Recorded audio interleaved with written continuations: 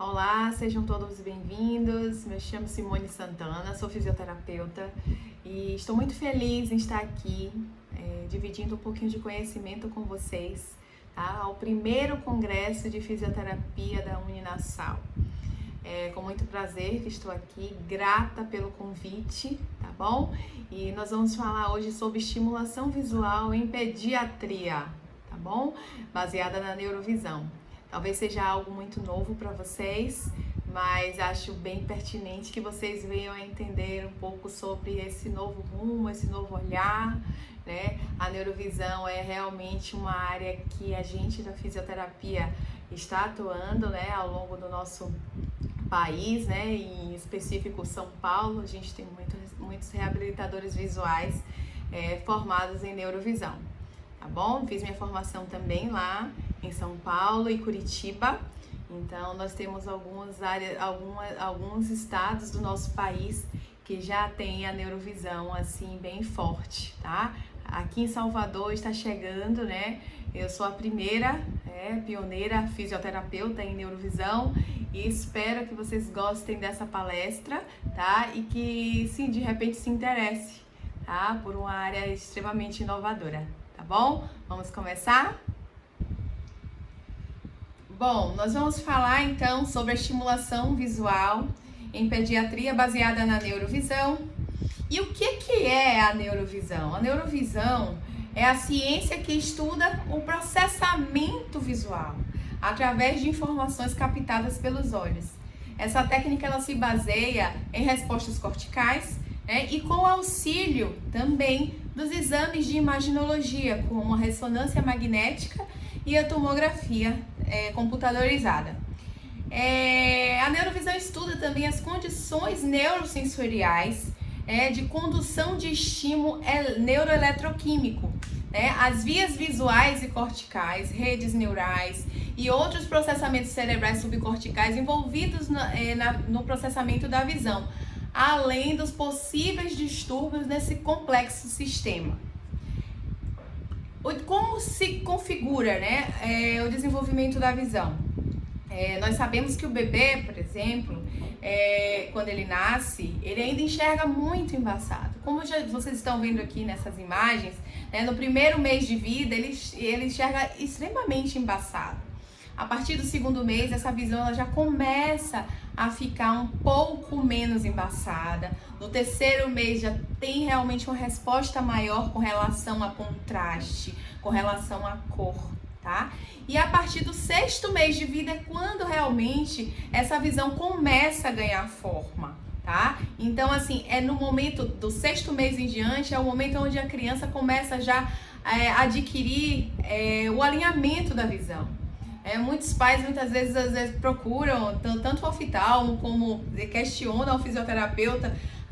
Ele tem um olhinho torto, né? Querendo dizer que o bebê tem estrabismo, mas quando na verdade esse bebê ainda não alinhou a visão, tá?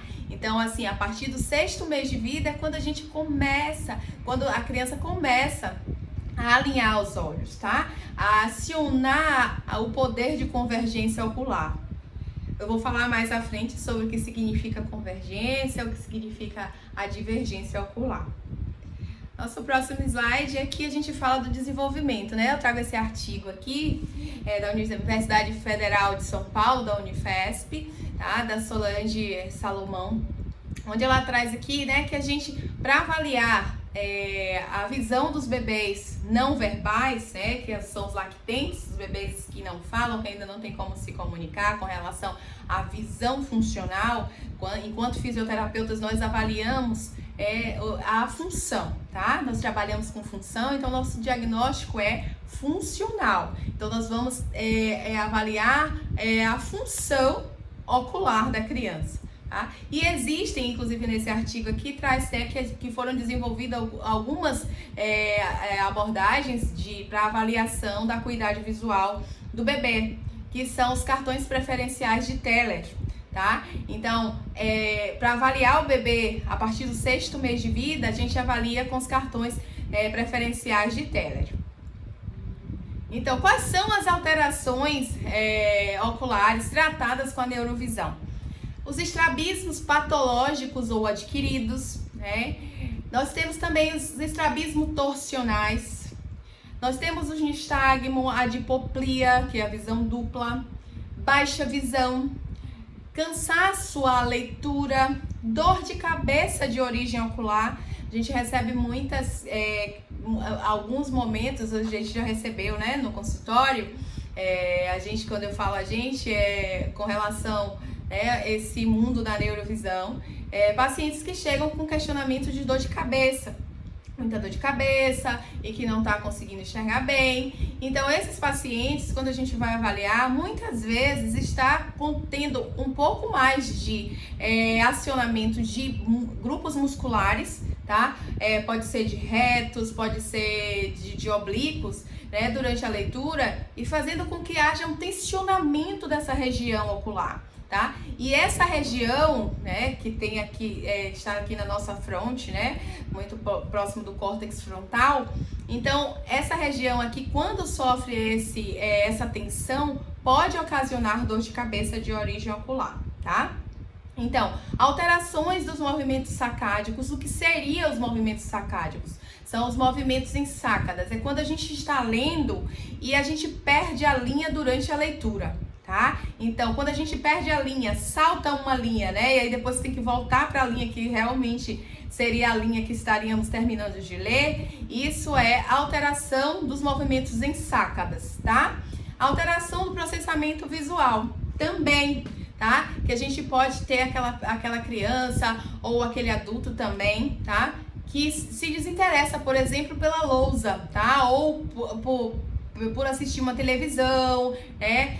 Começa a ter um incômodo, né? Então, essa pessoa pode também ter uma alteração de processamento visual, tá? Não só também essas, mas também aquelas que tem uma alteração de desvio, né? Ou as intermitências, tá?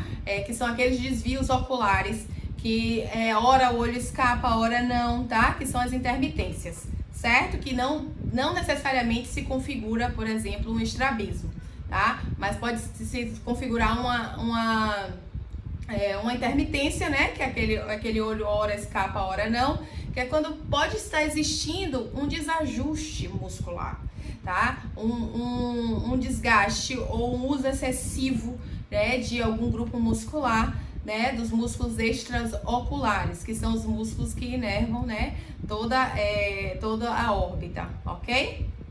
Então, a pediatria, a neurovisão, né, também a gente trata, né, as dificuldades no aprendizado, que pode estar associado também a alterações do processamento visual. Essa criança pode se desinteressar muito facilmente por ficar vendo muito tempo a lousa na escola, tá? Pode causar incômodo, né? Incômodo tanto visual quanto dor de cabeça. Então, assim, a gente trata também essas alterações. Dificuldade para aprender a ler, tá? Então, pode também ser uma alteração de origem visual e que essa criança tenha dificuldade, encontre a dificuldade durante a leitura, tá? Desinteresse pela lousa, foi o que eu disse há pouco, relatos de dor de cabeça, principalmente as escolas que têm longo período, né? A criança de longo período, que tem gente de várias escolas que são de tempo integral, onde a criança precisa utilizar por mais tempo, né, o sistema visual.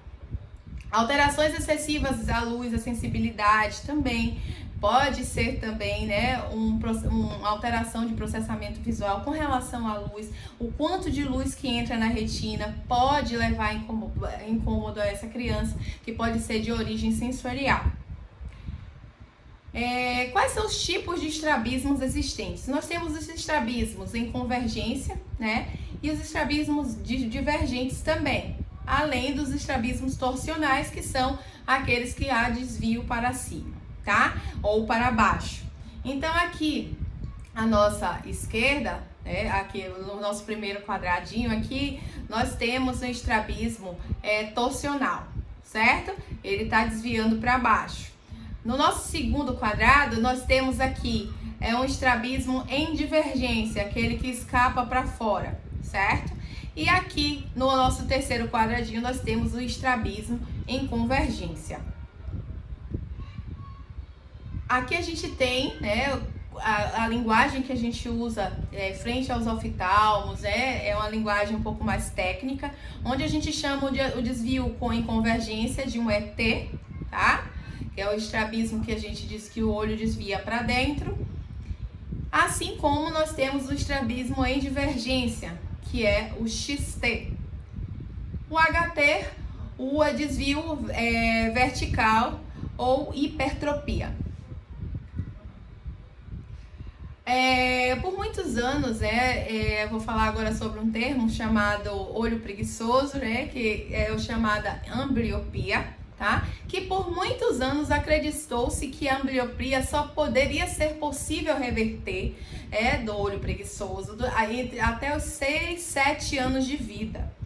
Hoje nós já temos casos, inclusive, de pacientes adultos que a gente trata com a neurovisão e que já teve respostas fantásticas de resolução, inclusive, da ambliopia, tá? Ambliopia significa a perda da capacidade de enxergar com os dois olhos em conjunto, ok? É quando aquele olho que foi estrábico ou aquele olho que havia uma intermitência que escapava de vez em quando e que, ao longo do tempo, o cérebro entende que aquele olho não existe, tá?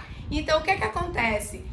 O olho negligencia o cérebro negligencia aquele olho, tá? E ao ser negligenciado, aquele olho passa a não participar mais da visão, ok? Da função dele, que é o olho em conjunto enxergar, identificar, processar a visão. Nosso próximo slide eu trago aqui a estrutura ocular, tá? Nós temos aqui o corpo ciliar, o cristalino, íris, pupila, córnea, humor aquoso, ligamento suspensor, esclerótica, coroide, retina, humor vítreo, a fóvea, que é de extrema importância, a artéria e as veias centrais da retina, disco óptico e o nervo óptico, que é de extrema importância também, que a gente conheça esse caminho, ok? Nós vamos falar agora também dos músculos extraoculares, que são os músculos da mel, tá? Então, nós temos o músculo reto superior, reto medial, reto lateral, reto inferior e os oblíquos superiores e inferiores. Como funciona a oculomotricidade ocular? Tá? É a capacidade que os olhos têm de se mover ao longo do eixo, tá? Para cima, para baixo, para o lado, para o outro. Então, isso é a oculomotricidade ocular. Os olhos precisam se mover simultaneamente e simetricamente, ok? Então, a capacidade que os olhos têm de se mover para cima, ambos juntos, sendo que um vai para dentro, o outro para fora, depois para o outro lado. Então, isso se chama oculomotricidade ocular, certo? É a capacidade dos olhos se moverem ao longo do eixo.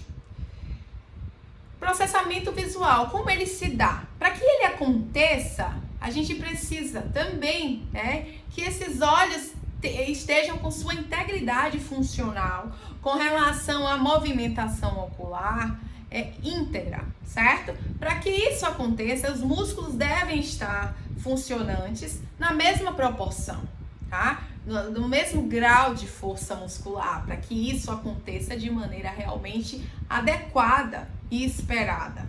Então, quando a visão, a visão binocular, ela significa a visão com ambos os olhos em alinhamento igual. Quando a visão é monocular, é quando a visão está se utilizando apenas de um olho só, tá certo? Quando um olho está em desvio e o outro está alinhado, a gente chama esse evento de visão monocular. Mas quando a gente tem os dois olhos participantes, tá, em alinhamento, isso quer dizer que a pessoa está conseguindo realizar a visão com ambos os olhos. Isso se chama visão binocular. Isso é a visão com ambos os olhos, ok? Nosso próximo slide, a gente fala sobre o processamento neural da visão, né? Da imagem. Aqui a gente tem uma velinha onde ela é captada, né, pela luz, né? Com a retina. Nossa retina, ela tem a capacidade de enxergar, tá? Então, essa imagem, ela incide através dos olhos, né? Quando você enxerga uma determinada imagem. E essa imagem que você captou, ela vai passar pelo cristalino. No cristalino, ela sofre, né, uma conformação para que essa imagem ela realmente chegue lá na retina. E ela, para ela passar até a retina, ela percorre um caminho, tá? Chegando na retina, ao chegar lá no finalzinho da retina, como vocês estão vendo aqui, ainda tem uma passagem ali, tá? Após a retina, que a gente precisa entender esse caminho, tá? Que é aí que a gente fala sobre o processamento visual da visão, certo? Então, a partir dali da retina, essa informação passa e ela tem que chegar a algum lugar. E como é que a gente passa por esse caminho, tá? Quem são os passos, por onde essa imagem, por onde essa informação deve passar até chegar a um chamado sistema nervoso central. Ok? Então vamos lá. A gente fala, né, quando a gente fala de neurovisão, não tem como falar de neurovisão sem falar sobre as vias do córtex visual. Nós temos a primeira via e a segunda via, que é a via primária e a via secundária, que são as vias que nós da neurovisão mais estudamos, tá? Para tratar o nosso paciente. Então aqui a gente tem o controle neural da visão. Então, a imagem chegou na retina, da retina ela precisa passar por alguns outros locais. Então, saiu da retina, a gente tem aqui a primeira via. Vamos falar de primeira via, que é a via primária. Onde nós temos aqui o nervo óptico, quiasma óptico, trato óptico, ok? Então, quando a informação passou da retina, ela precisa passar por essas estruturas. Passando por essas estruturas, logo em seguida a gente tem o corpo geniculado lateral, que é o núcleo de CGL, tá? Dentro daqui do CGL nós temos 3 tipos celulares que são magno, parvo e cassel, tá? Em seguida nós temos as radiações ópticas. Depois nós temos o V1, V2, V3, V4 e V5 até chegar em MT. Tá? Nós vamos passar lá no próximo slide até chegar lá no MT. E na segunda via, que é a via secundária, nós temos aqui 3 pares de nervos cranianos que fazem parte da oculomotricidade ocular. Nós temos o terceiro par craniano, ok? Que é o nervo oculomotor, certo? Depois nós temos o nervo abducente. Então, nós temos aqui nossos 3 pares de nervos cranianos. O terceiro par, a gente tem o oculomotor. O quarto par, a gente tem o troclear. E o sexto par, que é o nervo abducente. Então, esses 3 pares de nervos cranianos são aqueles nervos que inervam as musculaturas, né, dos músculos extraoculares, tá? Os músculos extraoculares, os músculos que inervam, né, nossa órbita. Nós temos os retos superiores e inferiores, os laterais e os mediais, assim como os oblíquos superiores e inferiores.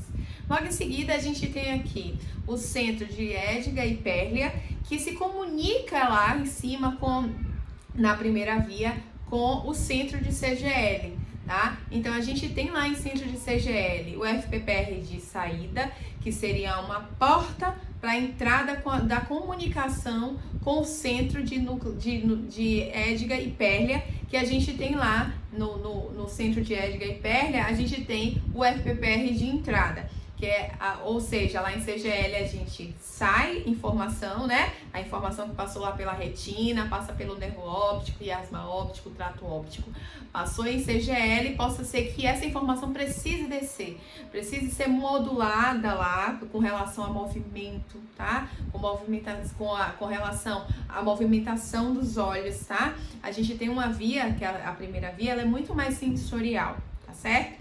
E a segunda via, ela é muito mais motora.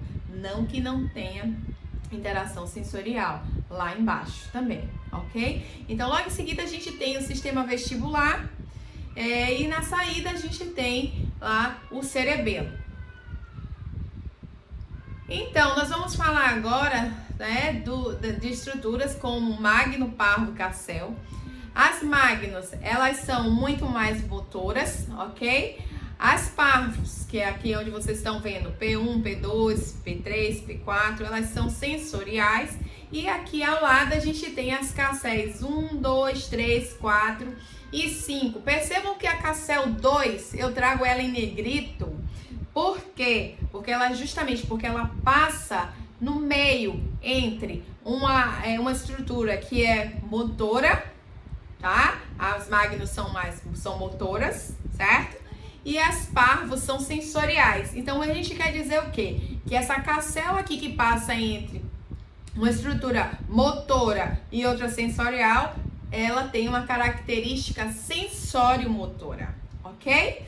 Então, lembra lá quando a gente passa, né, de CGL, a gente encontra logo uma estrutura chamada radiações ópticas. Logo depois das radiações ópticas, aí a gente veio com aqueles V1, V2, V3, que são muito mais motoras, certo? As parvos, que a gente tá vendo aqui logo abaixo, a gente tem a parvo 1, parvo 2, parvo 3, parvo 4, tá? E logo do lado a gente tem as casséis 1, cassel 2, cassel 3, cassel 4 e cassel 5. Percebam que a cassel 2, ela está em negrito, tá? Ela está em negrito exatamente para mostrar para vocês que ela tem uma especificidade diferenciada. Ela passa entre uma estrutura motora, que a gente tem aqui a magno 2, e logo abaixo da magno 2 a gente tem a parvo 1. Então ela passa bem nesse meio, ela passa entre uma e outra. Se ela passa entre uma estrutura que é motora e a outra que é sensorial, a gente tem uma estrutura que tem uma característica sensório-motora, tá? E vocês lembram que na saída desse centro de CGL, no slide anterior, a gente traz uma outra estrutura logo em seguida chamada de RO. RO significa radiações ópticas, ok? Então, passou das radiações ópticas, a gente chega lá em V1. O que seria o V1? O V1 é responsável por recepcionar uma imagem.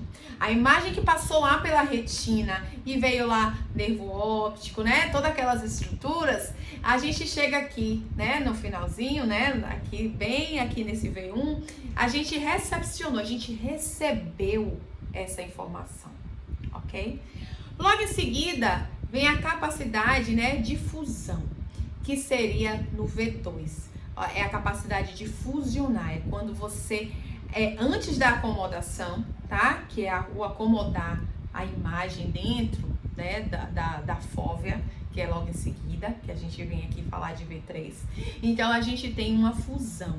É quando a gente ainda enxergou ali embaçado. Chegou, recepcionou a imagem, enxergou meio que embaçado e depois ela acomoda dentro da visão e você enxerga realmente como é a imagem, tá? Isso é a capacidade logo em seguida, depois da fusão, né? Quando a imagem chegou e ela ainda não está intacta dentro da visão. Isso acontece em milímetros de segundo, gente. É muito rápido, mas acontece todos esses eventos até que a imagem ganhe sua conformação real, tá? Então, aqui em V3 a gente tem objeto na fóvea. O V3 é a capacidade de manter o objeto dentro da fóvea. Ok? Então, em seguida, a gente tem o V4, que é onde a gente tem a capacidade de identificar a cor, tá? As cores, os contrastes.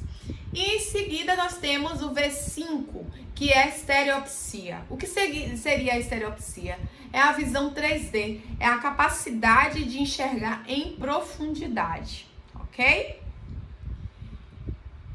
Então, a gente tem aqui novamente, né, todas essas estruturas aqui no nosso próximo slide, onde a gente mostra aqui, né, as duas vias intactas, a gente vê realmente aqui esses núcleos, né, esses centros, na verdade, os centros de CGL, Edgar e Perle logo embaixo. A gente tem as magnos, parvos e casséis, onde as magnos, elas são motora, as parvos são sensoriais e as casséis,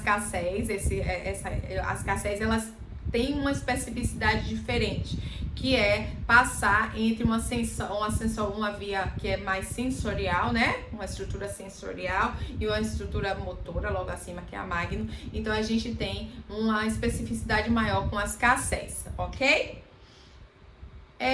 Quando a gente fala da oculomotricidade ocular, e a gente já entra muito mais agora em segunda via, a gente tem que pensar em tronco cerebral, tá? O tronco cerebral, que é onde a gente tem mesencéfalo, ponte e bulbo, a gente tem uma estrutura chamada mesencéfalo, tá? Aqui a gente consegue enxergar aqui em amarelo, tá? O mesencéfalo. E o que é que a gente vê aqui? A gente vê dentro, assim, dentro de mesencéfalo a gente tem a estrutura, né? Lá nos núcleos pré-tectais, no tecto do mesencéfalo, teto, na parte superior do mesencéfalo, a gente tem os colículos superiores. Esses colículos superiores são capazes de regular a movimentação ocular. Então, se um paciente tem lesão, tá, em mesencéfalo, e mais especificamente em núcleos pré-tectais, a probabilidade desse paciente ter uma alteração oculomotora é grande, porque ele está aqui exatamente em segunda via, por onde passa todos esses pares de nervos cranianos que eu falei para vocês, que são os músculos, que são os nervos que inervam as musculaturas de Mel, os músculos extraoculares, ok? Então, nosso próximo slide, a gente fala aqui, né, sobre avaliação funcional, tá? Quando eu trouxe aquele artigo lá na frente, né, que fala sobre, né, estratégias de avaliação, né, da criança não verbal, né, do lactente em específico, a partir do 6º mês de vida, que é quando a gente consegue avaliar mais a visão dessa criança, que é quando ele já consegue ver contraste, certo? Em cor. Então, a gente tem aqui os cartões, né, de Teller, né, que avalia a acuidade visual e a oculomotricidade ocular. Então, a gente avalia muito com os cartões de Teller. A avaliação funcional, tá? Das rotações binoculares. Então, aqui com uma lanterninha, né, de oftalmo, que tem uma luz que é específica para esse tipo de avaliação, não é qualquer lanterna que pode incidir pela retina, ok, gente? Não pode de jeito nenhum, tá? Pode causar efeitos deletérios, que ao invés de melhorar ou na verdade, de avaliar, vai estar trazendo efeitos adversos, que não é o que a gente quer na avaliação, tá? Em seguida aqui nós temos a avaliação de PPA e PPC, que é o ponto próximo de acomodação, tá? E o ponto próximo de convergência. A gente avalia com uma reguinha como essa. A avaliação funcional da visão, tá? Através do cover test, que a gente faz uma avaliação com essa pazinha, tá? Essa pazinha que a gente faz o cover. Avaliação funcional da visão com as luzes de Wort, que a gente aqui avalia muito mais a via lá sensorial, aquela primeira via que eu falei pra vocês, que ela é mais sensorial que motora. A gente tem uma segunda via, que é a via secundária, que ela é muito mais motora, certo? Então, a primeira via, a gente tem uma via muito mais sensorial.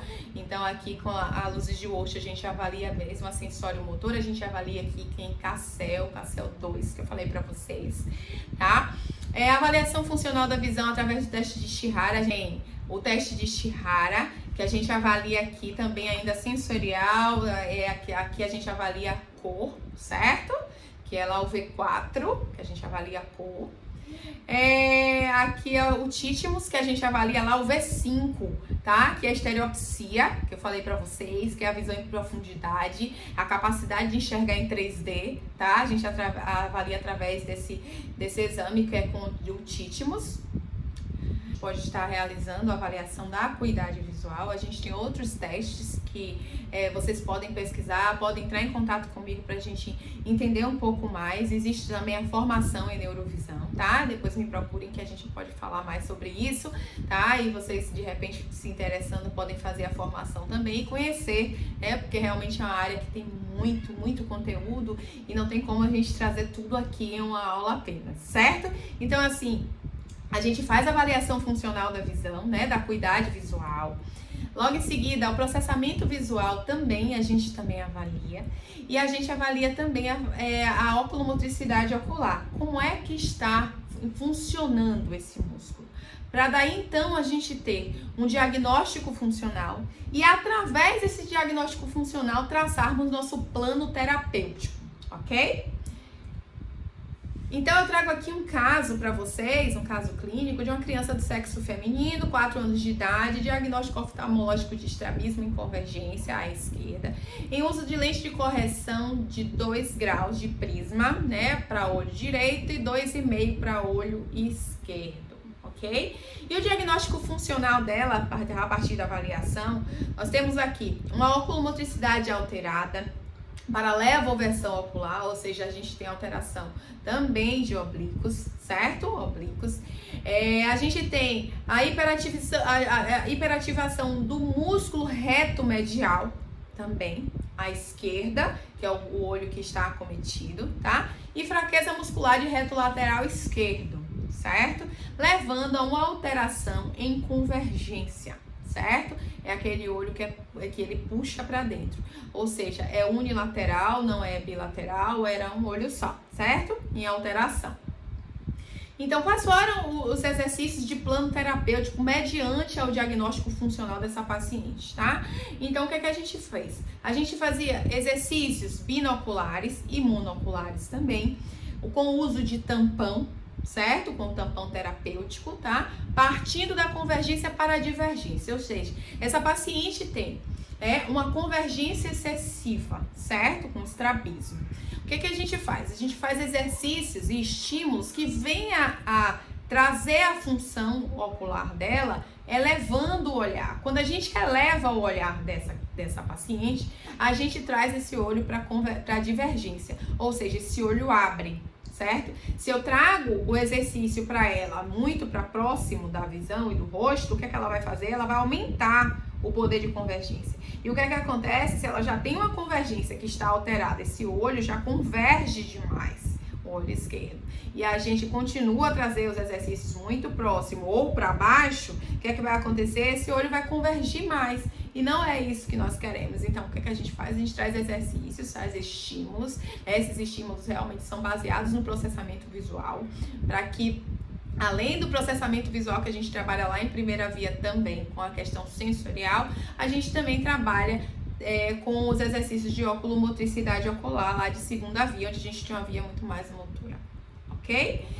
Então, os exercícios eram realizados dessa forma. O processamento visual, né? A gente também trabalhou com ela com os movimentos em sácadas, porque ela perdia a linha durante a leitura também. Então, a gente trabalhava essa movimentação, né, de sácada, de leitura. A gente utilizou algumas técnicas de Pigassou, né, com o uso de alguns tons de luzes que a gente utiliza dentro da neurovisão. Não é qualquer tom, tem tom que é para estimular, tem outros que é para acalmar. Então, o que a gente trazia esses exercícios, né, associados, né, tanto de movimentação em sácada com algumas outras técnicas que norteiam também, que fazem parte também da nossa reabilitação em neurovisão, tá? Então, gente, eu fico por aqui, trazendo essa mensagem para vocês. Sempre que puder, fale de amor e com amor para alguém. Faz bem aos ouvidos de quem ouve e à alma de quem fala, tá? Então, foi um prazer falar para vocês sobre neurovisão, sobre essa nova possibilidade, né, de atuação da fisioterapia, principalmente em tempos de pandemia, onde nós temos, né, que estar atentos às novas possibilidades. Um grande abraço, foi um prazer estar aqui com vocês.